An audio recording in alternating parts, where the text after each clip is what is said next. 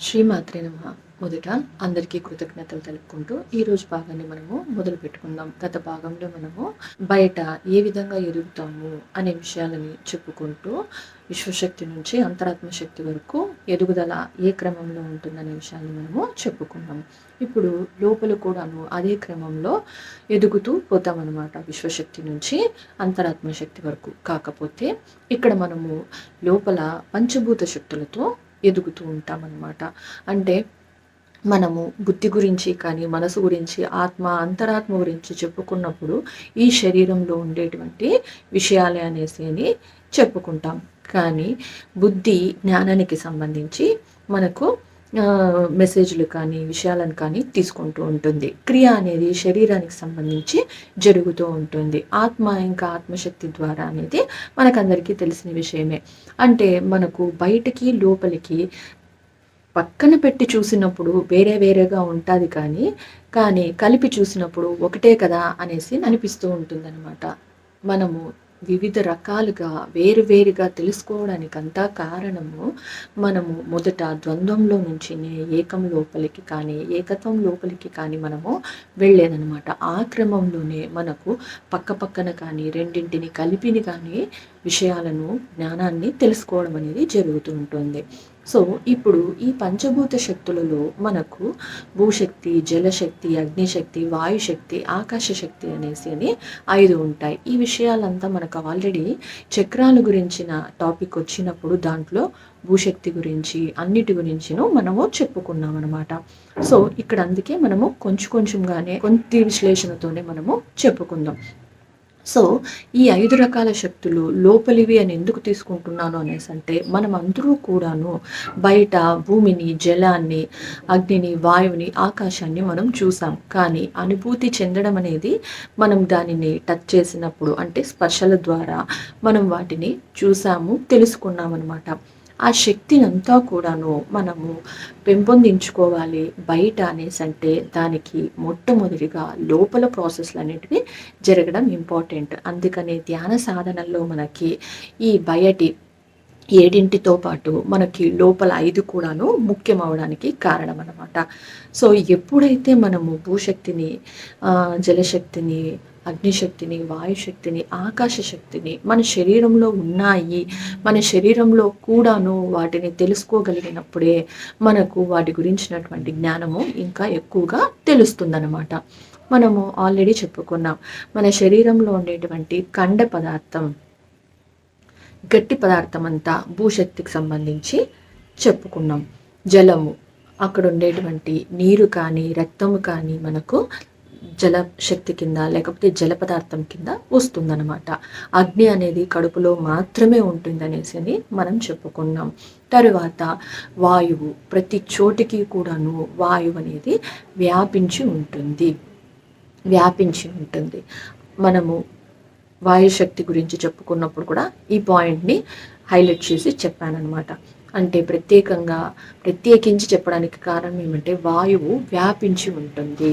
అంతేకాకుండా మనకు ఆకాశ శక్తి ప్రతి చోట, ప్రతి పదార్థం లోపల, ప్రతి అణువు విస్తరించి ఉంటుంది అన్నమాట. వ్యాపించడానికి, విస్తరించడానికి చాలా తేడానే ఉన్నది.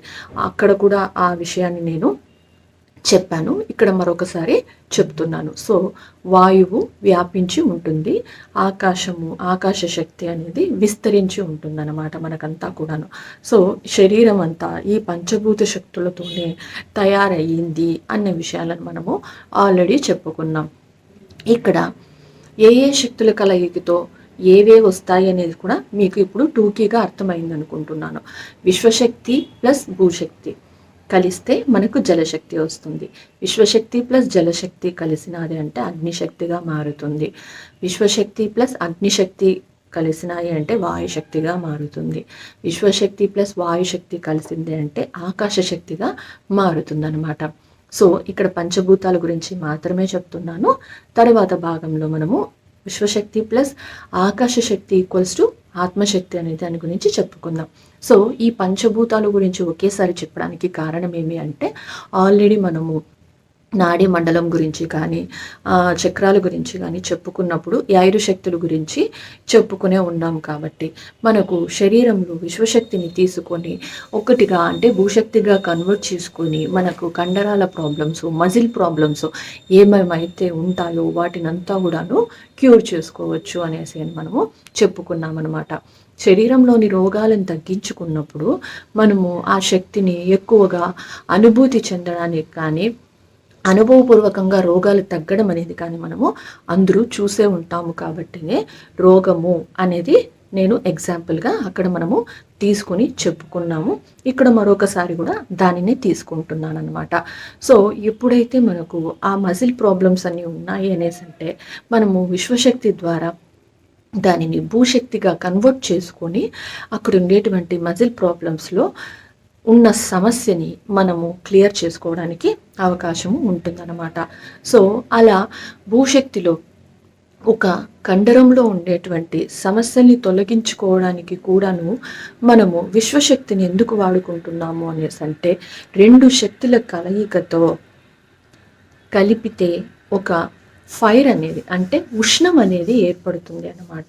సో ఆ ఉష్ణము ద్వారా 2 వెళ్ళినప్పుడు అక్కడ జరిగేటువంటి ప్రాసెస్లు మనకంతా కూడాను ఆ క్రియ వలననే ఉష్ణం అనేది ఉత్పత్తి అయ్యి అక్కడ ఉండేటువంటి సమస్యలని మనకు తొలగించడానికి అవకాశం ఉంటుంది. అదే పద్ధతిని ఫాలో అవుతూ ఉంటుందన్నమాట. సో ఒక కండరంలో అది కదలలేదు అనేసి అంటే దానికి తగినటువంటి రక్తి ప్రసరణ లేకపోతే దానిలో కావలసినటువంటి ఉత్తేజం అవ్వడానికి లేకపోతే ముందుకు కదలికలు జరగడానికి కావలసినటువంటి ఉష్ణంని మనము పంపిస్తామన్నమాట. అంటే భూశక్తిని మనము అక్కడికి పంపించి అక్కడ జరిగేటువంటి ఉష్ణముతో అక్కడ ఉన్నటువంటి సమస్యలన్నీ కూడా తొలగడానికి అవకాశం ఉంటుంది, కారణమవుతుంది అనమాట. అంటే అక్కడ కేవలం ఉష్ణమే కదా మళ్ళీ వస్తున్నది, అప్పుడు అగ్నిశక్తిని వాడుకోవచ్చు కదా అనేసి అంటే అగ్నిశక్తి అన్నిటికంటే కూడాను మనకు అధికంగా ఉండి శక్తి ఎక్కువగా కలిగి ఉంటుందన్నమాట. కాబట్టి మనము ఏ ఏ శక్తులను ఎంతవరకు వాడాలో అంతవరకే వాడవలసి ఉంటుందే కానీ ఒకదానికి ఇంకొకటి వాడడానికి మనకు అవకాశము ఉండదు. అంతేకాకుండా అవసరం కూడా ఉండదన్నమాట. కేవలం భూశక్తి ద్వారా వచ్చే ఉష్ణముతో మనము అక్కడున్న సమస్యని తొలగించవచ్చును అనుకున్నప్పుడు అగ్నిశక్తి వరకు మనము పోవలసినటువంటి పని ఉండదన్నమాట. అంటే మనము చిన్న చిన్నగా కొద్ది కొద్దిగా కావలసినటువంటి శక్తుల ద్వారానే మనము సమస్యల్ని తగ్గించుకోవచ్చు. మనము అగ్నిశక్తి, వాయుశక్తి, ఆకాశ శక్తి అనేది ఎక్కువ శక్తిని కలిగి ఉంటుందన్నమాట. కావాలనేసి అంటే మనకు ఒక చిన్న ఎగ్జాంపుల్ చెప్పుకోవచ్చు. ఇప్పుడు మనము ఒక చెట్టుని కదించాలి అనేసి అంటే దానికి చాలా శక్తి కావాల్సి ఉంటుంది. దానిని మనము భూమిలో నుంచి తవ్వి తీసి ఇంకొక చోటకి పెట్టచ్చు, లేదు అనేసి అంటే రంపంతో కోసేసి దాన్ని తీసేయచ్చు అన్నమాట. అంతేకాకుండా ఇది భూశక్తి అనుకోండి, భూశక్తి ద్వారా ఆ విధంగా మనము ఒక చెట్టుని నరకడము లేకపోతే కింద భూమిలో నుంచి తీసి ఇంకొక చోటికి చేర్చడము చేశామన్నమాట. అదే జలశక్తి వాడినప్పుడు ఏమవుతుంది అనేసి అంటే చెట్లకి నీరు కూడాను తగినంత ఉండాలి. అది ఎక్కువైనా కూడాను చెట్టు సరిగా పెరగదు, దానికి కావలసినటువంటి పోషక పదార్థాలు లభించవన్నమాట. అందువలననే నీరు కూడాను తగినంతగా పోస్తేనే అవి ముందుకు వెళ్తాయి, ఎదుగుతాయి. అలా కాకుండా జలశక్తిని వాడుకోవచ్చు కదా అనేసి అనుకుంటే అది కూడా పొరపాటే అవుతుంది. అక్కడ కేవలం జలంతో కూడినటువంటి శక్తి మాత్రమే ఉండడం వల్ల జలంలో ఉండేటువంటి ప్రోటీన్స్, విటమిన్స్ మాత్రమే ఉంటాయి. భూమిలో ఉండేటువంటి ఖనిజాలు, లవణాలు అవన్నీ చెట్టుకి చేరవన్నమాట. అందుకే ఖనిజాలు, లవణాలు చేరాలి అనేసి అంటే భూమి నుంచినే తీసుకోవాల్సి ఉంటుంది. సో భూమి చేయవలసిన పని భూమి చేస్తుంది, జలం చేయవలసిన పనిని జలం చేస్తుంది అన్నమాట. అలా కాకుండా మనము అగ్నిని వాడుకోవచ్చు అనేసి అంటే మనము తీసుకున్న ఆహారాన్ని జీర్ణం చేసే ప్రక్రియనే మనకు అగ్ని ద్వారా కడుపులో ఉండేటువంటి జఠరాగ్ని చేస్తుంది అన్న విషయం మనం ఆల్రెడీ చెప్పుకున్నాం. ఇప్పుడు అదే జఠరాగ్ని అంటే HCl అన్నమాట, హైడ్రోక్లోరిక్ యాసిడ్ అనేసి అని చెప్పి చెప్తూ ఉంటాము. దానిని కానీ ఒక చెట్టు జీర్ణశక్తికి కానీ వేసాము అనేసి అంటే ఆటోమేటిక్గా అది కాలిపోతుంది. కావాలంటే గమనించండి, మనకి ఎక్కువగా యాసిడ్స్ మన ఆమ్లాలు కాన ఎక్కువ అయినాయి అనేసంటే కడుపు మండడమో లేకపోతే కడుపు పుండు ఏర్పడడమో జరుగుతుంది. ఏది కూడాను మనకు తగినంతగా, తగిన మోతాదులో ఉండవలసినటువంటి అవసరం ఉంటుందన్నమాట. ఎప్పుడైతే మనము వాడడానికి కావాల్సినటువంటి దానికంటే ఎక్కువగాను, అధికంగా తీసుకుంటామో, లేకపోతే ఒకదానికి ఇంకొకటి తీసుకుంటామో, అప్పుడు దానిలో జరిగేటువంటి క్రియల ఫలితంగా వచ్చేటువంటి ఫలితాలు మారిపోతూ ఉంటాయన్నమాట. అందుకనే ఎప్పుడైతే మనము భూశక్తిని వాడుకొని ఆ పదార్థాన్ని ఒక చోట నుంచి ఇంకొక చోటికి మార్చడానికి ఉపయోగించినాము. దానిలో ఖనిజ లవణాలను పెంపొందించడానికి మాత్రమే వాడుకున్నామన్నమాట. అదే జలము ద్వారా ఏమవుతుంది అనేసంటే అక్కడ ఉండేటువంటి చెట్టు పాడైపోవడానికి, నాశనం అవ్వడానికి కూడా కారణమవుతుంది. ఇక్కడ మీకు ఇంకో సందేహం రావచ్చు. మరి అలాంటప్పుడు రంపంతో కోసేశారు కదా! అప్పుడు చనిపోయినట్లే కదా అనేసంటే అది చనిపోయినట్లే చెట్టు, కానీ వ్యర్థమైతే అవ్వదనమాట. అదే జలము ఎక్కువైనప్పుడు మనకు అది పాడైపోవడం అనేది జరుగుతూ ఉంటుంది. సో ఇది అర్థం అవడానికి నేను 2 రకాలుగా చెప్పడం అనేది జరిగిందనమాట. సో జలము ద్వారా అది చెట్టు కానీ దానికి ఉండేటువంటి ప్రోటీన్స్ అందకపోవడం వల్ల చెట్టు పాడైపోతుంది. చెట్టుకి అదే జలశక్తి ద్వారా జలాన్ని ఎంత మోతాదులో ఇవ్వాలో అంత మేరకే ఇచ్చినాము అనేసంటే అది ముందుకు వెళ్ళడానికి, ఎదగడానికి అవకాశం వస్తుందన్నమాట. అందుకనే తగిన మోతాదుకు మించి ఎక్కువ ఏది కూడాను ఇవ్వకూడదు. ఏ శక్తి ఇవ్వాలో దానికి అవసరమైన దానినే మనము ఇవ్వవలసి ఉంటుందన్నమాట. సో ఇప్పుడు ఒక చెట్టు కానీ, మనము కానీ, జంతువులు కానీ ఏది కూడాను తీసుకున్నటువంటి పదార్థాలని జీర్ణం చేయడానికి మన కడుపులో ఉండేటువంటి జఠర రసం ఉపయోగపడుతుంది కదండి. అదే జఠర రసంలో మనము అది ఒక రకమైనటువంటి యాసిడ్ అన్నమాట. అది కేవలం కడుపు దగ్గర మాత్రమే ఉంటుంది అని మనకందరికీ తెలుసు. యాసిడ్స్ ఎక్కడంటే అక్కడ ఉండకుండా కేవలం ఒక్క చోటకే స్థిరం అవడం అనేది మనకు అందరికీ తెలుసు. మనము భూమి శక్తిని చెప్పుకున్నప్పుడు కండరాల గురించి చెప్పుకున్నాం. ఆ కండరాలు అనేటివి మన శరీరంలో ప్రతి ఒక్క చోట ఉంటుంది.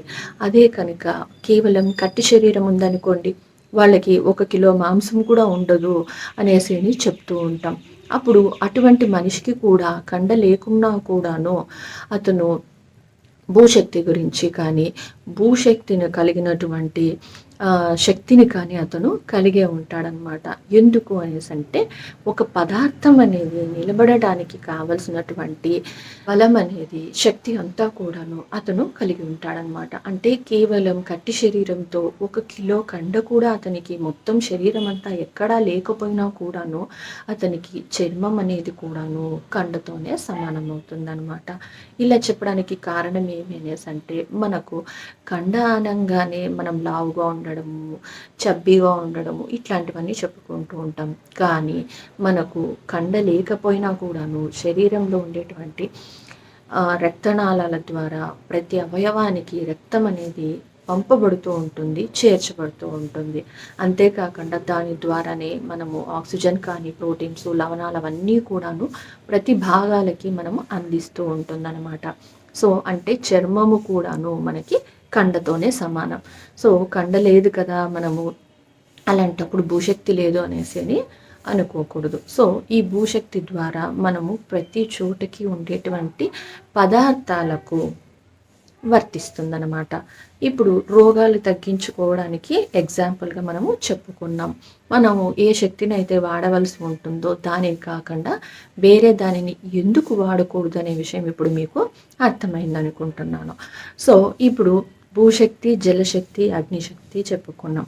వాయువు ద్వారా మనం ఆల్రెడీ గత భాగాలలో చెప్పుకున్నట్టు ప్రతి దానికిను, ప్రతి అవయవంలో ఉండేటువంటి అణువులంతా కూడాను ఆక్సిజన్ని తీసుకొని అవి బ్రతుకుతూ ఉంటుంది అనేసి చెప్పాము. అంతేకాకుండా 3 సెకండ్ల వ్యవధి నుంచి మనం ఎంతగా ఎక్కువ దానికి ఆయువుని, ప్రాణశక్తిని ఇస్తూ వెళ్తామో, ప్రాణశక్తి అది తీసుకుంటూ పోతుందో దాని ఆయువు అనేది ఆటోమేటిక్గా పెరుగుతుంది అనేసి చెప్పుకున్నాం. సో ఈ విధంగా ప్రతిదీ కూడాను తన ఆయు పరిమాణాన్ని, లేకపోతే తన ఆయుష్ను పెంచుకోవడానికి కారణమైనటువంటి పదార్థం అంటే భూశక్తి. కండ అనేది లేకపోయినా కూడాను, ఒక మనిషిలో కండ ఉంటేనే కదా భూ పదార్థము, భూశక్తి ఉంది అనుకోవడానికి, లేదు అని చెప్పడానికే కట్టి శరీరాన్ని నేను ఎగ్జాంపుల్గా చెప్పవలసి వచ్చిందనమాట. సో ఇప్పుడు ఒక పదార్థం నుంచి ఇంకొక పదార్థానికి చేరవేయడానికి మనకు భూశక్తి, జలశక్తి, అగ్నిశక్తి ఉపయోగపడింది. ఎప్పుడైతే మనము ఒక్క సాధనల ద్వారా కానీ లేకపోతే ధ్యానం ద్వారా కానీ ముందుకు వెళుతూ ఉంటామో ఒక్కొక్క శక్తిని మనము పెంపొందించుకుంటూ పోవలసి ఉంటుంది. భూశక్తిలో మనకు ఒక పదార్థాన్ని పెంపొందించుకోవాలి లేకపోతే బలాన్ని ఇవ్వాలి అనేసి అంటే శరీరానికి ఆహారాన్ని అందించవలసి ఉంటుంది. అందుకనే చెట్లు ఎదగాలి అన్నా, జంతువులు పెరగాలి అన్న ఆహారాన్ని మనము అందించవలసి ఉంటుందన్నమాట. సో ఈ ఆహారం ద్వారా మనము చాలా రకాలమైనటువంటి భావనని పొందుతూ అది పాజిటివ్గా కానీ నెగిటివ్గా కానీ ఆలోచనలని పెంపొందించుకుంటూ ఉంటామన్నమాట. సో శరీరము పోషణానికి ఆహారం తీసుకున్నా కూడాను మనము భూశక్తి ద్వారా అంటే ధ్యానం ద్వారా భూశక్తిని తీసుకోవడం వల్ల ఈ ఆలోచనలు కానీ లేకపోతే శరీరాన్ని ఆహారాన్ని తగ్గించడం కానీ మనము చేయగలుగుతాం అన్నమాట. సో మనం ఆల్రెడీ చెప్పుకున్నాం, యోగులు ఋషులు అంతా కూడాను హిమాలయాల్లో ఉన్నప్పుడు ఇటువంటి ఆహారం కానీ తీసుకోకుండా నిరాహారంగా ఉంటూ నీరు కూడాను తీసుకోకుండా వాళ్ళు ధ్యానాలకు లేకపోతే జపాలకు కూర్చుంటూ ఉంటారనేసి అంటే వాళ్ళు భూశక్తి ద్వారా శరీర పోషణానికి కానీ శరీరానికి కావలసినటువంటి బలాన్ని కానీ వాళ్ళు ధ్యానం ద్వారానే పొందబడుతూ ఉంటారనమాట. సో మనకు శరీరము పోషణార్థం ఆహారం తీసుకుని దానికి కావలసినటువంటి బలాన్ని పొందాలి అంటే ఆహారాన్ని తీసుకుంటూ ఉంటాం.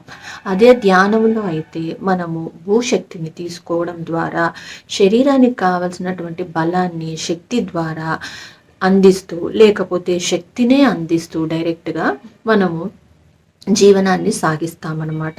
ఎందుకు అంటే మనం జీవించి ఉండాలి అనేసి అంటే శరీరానికి బలము కానీ ప్రాణశక్తి కానీ అవసరం అవుతుంది. సో ఈ విధంగా భూశక్తిని మనము పెంపొందించుకోవడం వల్ల కలిగేటువంటి లాభం ఇదే అన్నమాట. సో భూమి తర్వాత మనకందరికీ తెలిసిందే జలము. సో జలం అనేది వాళ్ళు ఎప్పుడైతే మనము ఒక పదార్థాన్ని తీసుకోకుండా శక్తిని తీసుకొని బ్రతకడం అనేది నేర్చుకున్నామో ఇంకొక మెట్టుకు ఆటోమేటిక్గా ఎదుగుతాం కదండి. సో భూశక్తిని తీసుకున్న తర్వాత పదార్థాలను స్వీకరించకుండా ఆహారాన్ని కానీ లేకపోతే నీటిని కానీ తీసుకోకుండా శరీరాన్ని పోషించుకోవడానికి లేకపోతే నిలబెట్టుకోవడానికి కావలసినటువంటి శక్తిని ఆటోమేటిక్గా వచ్చేస్తుంది అనమాట.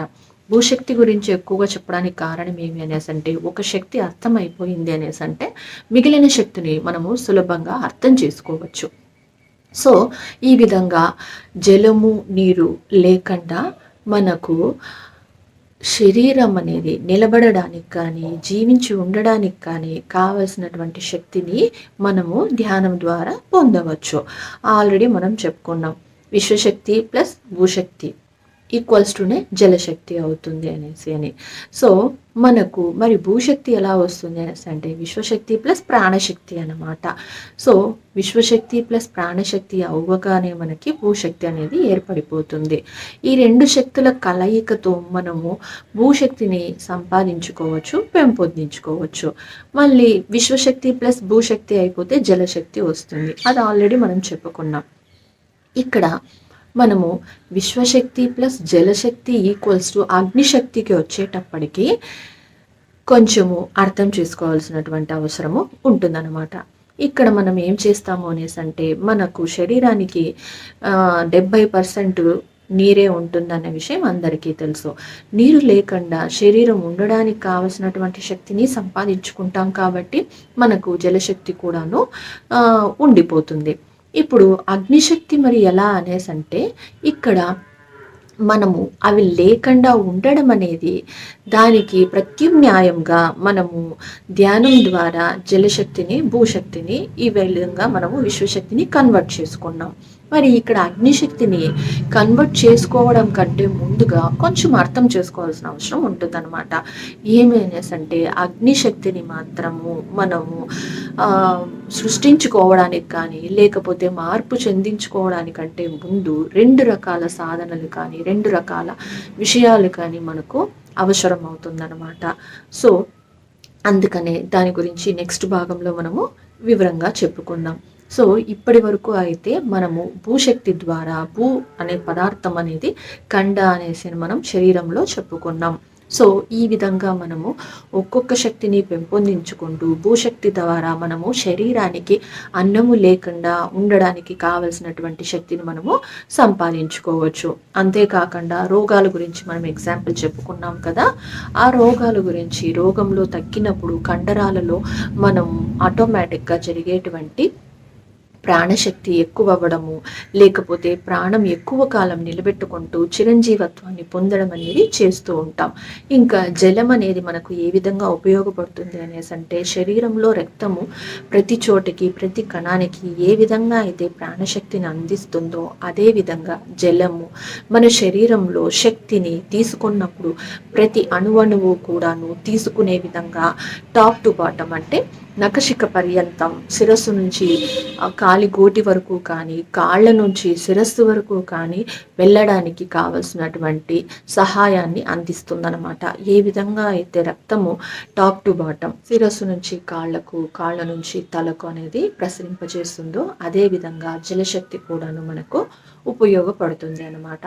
అంతేకాకుండా ఇది శరీరం లోపల మనకు జరిగే క్రియ అయితే మనకు బయట కూడాను ఎప్పుడైతే మనము భూశక్తిని మన కంట్రోల్ లోపలికి కానీ మన అదుపు లోపలికి తెచ్చుకోగలుగుతాము ఆటోమేటిక్గా మనము బయట కూడాను పరమాత్మ గురించి చెప్పుకున్నాం కదండి, బయట ఉండేటువంటి ప్రపంచంలో ఉండేటువంటి జలాన్ని కానీ భూమిని కానీ కూడాను అదుపు చేయడానికి కావలసినటువంటి శక్తిని సంపాదించుకుంటాం అన్నమాట. అంటే మనము చాలా సినిమాలలో కానీ లేకపోతే చాలా చోట్ల కానీ వినే ఉంటాం అన్నమాట. భూకంపాలను సృష్టించడం అనేది, లేకపోతే ఒక సాధువుకి కోపానికి జలము ప్రళయము రావడం అనేది ఇట్లాంటివన్నీ వినే ఉంటాము, గమనించే ఉంటాము. ఎక్కువగా ఇవన్నీ మనం సినిమాలలోనే చూస్తున్నాము, ప్రళయం రావడము భూకంపాలు రావడం అనేది. ఇక్కడ ఇంకొక ఎగ్జాంపుల్ కూడా చెప్పుకోవచ్చు. అవతార్ సినిమాలో అతను ఎయిర్ బెండర్ అని, ఎర్త్ బెండర్ అని, వాటర్ బెండర్ అనేసి అని చెప్పి చెప్తూ ఉంటారు. అంటే ఈ పంచభూతాలను అతను ఏ విధంగా అదుపాజ్ఞలోకి తీసుకున్నాడు, ఏ విధంగా చక్రాలను ఉత్తేజం చేసుకున్నాడు అనే విషయాలను మనకు ఈ అవతార్ సినిమాలో, నేను చెప్తున్నది కార్టూన్ అవతార్ సినిమా అండి, మనం చూసినటువంటి బ్లూ కలర్లో హీరో హీరోయిన్ ఉండేటువంటి అవతార్ సినిమా అయితే కాదు, మనకి కార్టూన్స్లో వస్తుందన్నమాట అవతార్ సినిమా.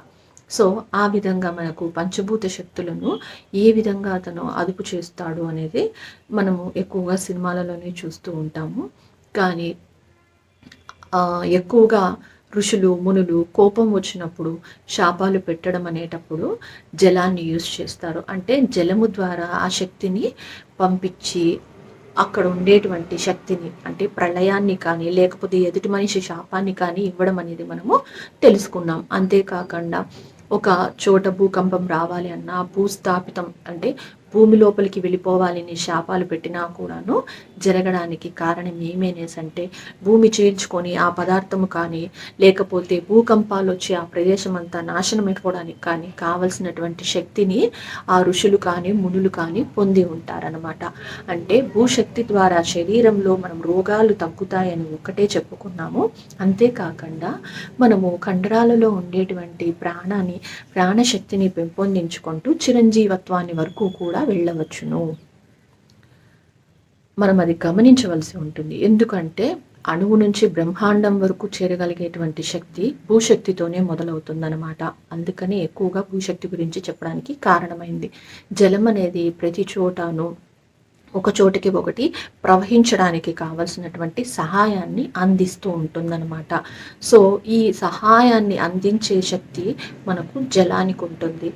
అందువలననే భూశక్తి జలశక్తి రెండు కలిపి చెప్పేయడానికి కారణం అన్నమాట.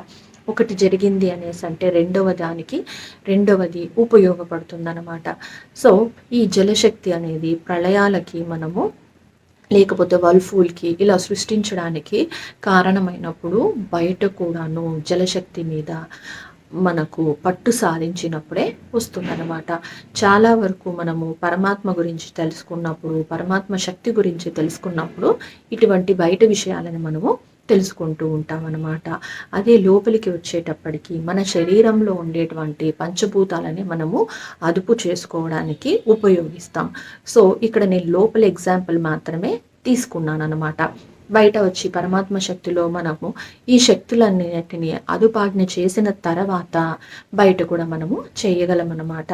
కాకపోతే దానికి ఒక భూకంపం రావడానికి కావలసినటువంటి శక్తిని అయితే మనము సంపాదించుకోవాల్సి ఉంటుంది. ఇక్కడ భూకంపం సృష్టించి లేకపోతే తెప్పించి నాశనం చేయడానికి అనేసనైతే నా ఉద్దేశం కాదు. మనము అంత శక్తిని సంపాదించుకోవచ్చు, కానీ దానికి కూడాను తగినంత సాధనల అవసరం, అర్హత కూడా అంతకన్నా ఎక్కువ అవసరం అన్నమాట. ఎప్పుడైతే మనము అర్హతని కానీ లేకపోతే సాధన ద్వారా ఆ అర్హతని పొందుతామో మనము దేనిని కూడా దుర్వినియోగం అనేది చెయ్యమన్నమాట. సో ఈ విధంగా మనము బయట కూడాను భూశక్తిని, జలశక్తిని అన్నింటినీ కూడా అదుపు చేయవచ్చు. అంతేకాకుండా మిగిలిన 3 శక్తుల్ని కూడాను బయట పరంగా ఎగ్జాంపుల్ చెప్పుకున్నట్టు అదుపు చేయవచ్చునమాట. అంటే పంచభూత శక్తులను మనము కావాలనుకున్నప్పుడు భూమిని, నీటిని, అగ్నిని, వాయువుని, ఆకాశాన్ని సృష్టించుకోవచ్చు. ఈ విధంగా సృష్టించుకోవడము అని చెప్పుకున్నప్పుడు త్రిశంకు స్వర్గం గురించి మనం వినే ఉంటాం. అక్కడ కావలసినటువంటి భవనాలను, నీళ్లను, అగ్నిని అంటే విద్యుత్తుని కానీ ఆహార పదార్థాలు అయితే వాళ్ళు తినడం అనేది ఉండదు, అక్కడ అమృత సేవనం అనేది ఉంటుంది అనేసి తెలుసు అందరికీ. కానీ మనసు స్థితిలో ఉన్నప్పుడు వాళ్ళు కూడాను ఆహారాన్ని స్వీకరించడం అనేది ఉంటుందన్నమాట. సో అక్కడ పీల్చుకునేటువంటి గాలి అంతా కూడాను దివ్యత్వంగానే ఉంటుంది. తర్వాత ప్రతి చోటను, ప్రతి స్థలంలో, ప్రతి పదార్థంలో ఆకాశ శక్తి అనేది నిగూఢంగా నిక్షిప్తమై ఉంటుంది అనేసి ఆల్రెడీ మనం చెప్పుకునేసాం. సో ఎగ్జాంపుల్కి త్రిశంకు స్వర్గం చెప్పానే కానీ ప్రతి చోట కూడాను ఈ విధమైనటువంటివి ఈ పంచభూత శక్తులతో సృష్టించడానికి కావలసినటువంటి అన్నీ కూడాను ఒక స్థలంలో సృష్టించవచ్చు అని చెప్పడానికే కారణం అన్నమాట. సో మరి భూమి మీద లేనటువంటిది త్రిశంకు స్వర్గం గురించి చెప్పినప్పుడు భూమి మీద ఉన్న స్థలం కూడా ఒకటి చెప్పాలి కదండి, అదే భూటాన్.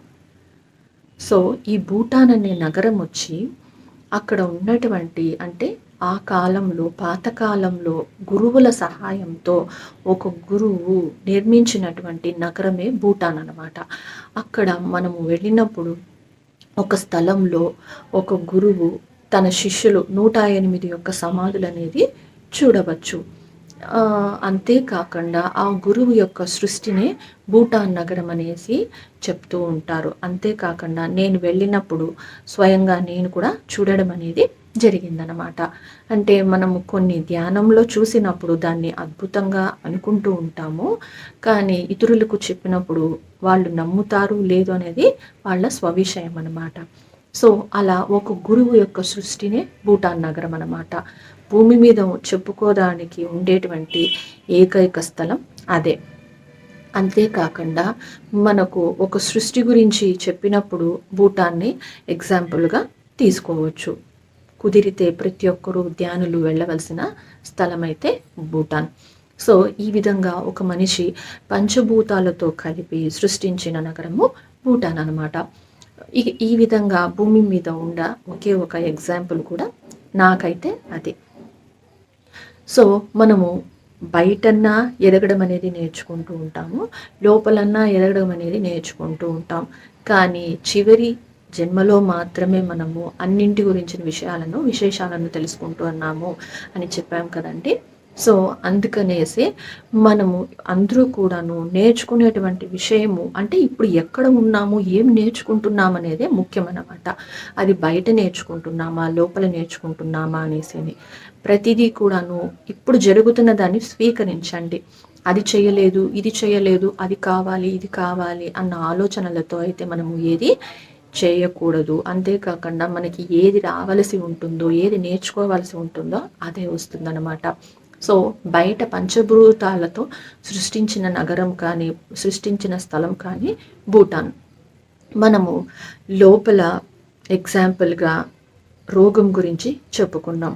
తర్వాత ఒక మనిషి ఆహారం లేకుండా పంచభూత శక్తులతో అధిగమించి వాటిని శరీరాన్ని నిలబెట్టుకోవడం అనేది రెండవ ఎగ్జాంపుల్ అన్నమాట. అందుకని ఒక యోగి తపస్సులు చేసినప్పుడు కానీ, ధ్యానాలు చేసినప్పుడు కానీ ఈ పంచభూతాలను ఓవర్కమ్ చేసుకుంటాడు. అంటే ఆ పంచభూత శక్తుల ద్వారా శరీరాన్ని నిలపబడుతున్న దాన్ని అధిగమించితేనే దైవత్వం వరకు వెళ్ళగలడు అనే విషయాన్ని అర్థం చేసుకొని ఆ దిశగా అతను సాధనలు అనేది చేస్తూ ఉంటాడనమాట. సో ఇప్పటి వరకు భూశక్తి ఎక్కువగా చెప్పినా కూడా దానిలోనే జలశక్తి అనేది కూడాను అదే విధంగా ఉంటుందన్న ఉద్దేశంతోనే చెప్పాను. సో తర్వాత భాగంలో అగ్నిశక్తి గురించి చెప్పుకుందాం. అప్పటి వరకు కృతజ్ఞతలు ఫ్రెండ్స్. Thank you.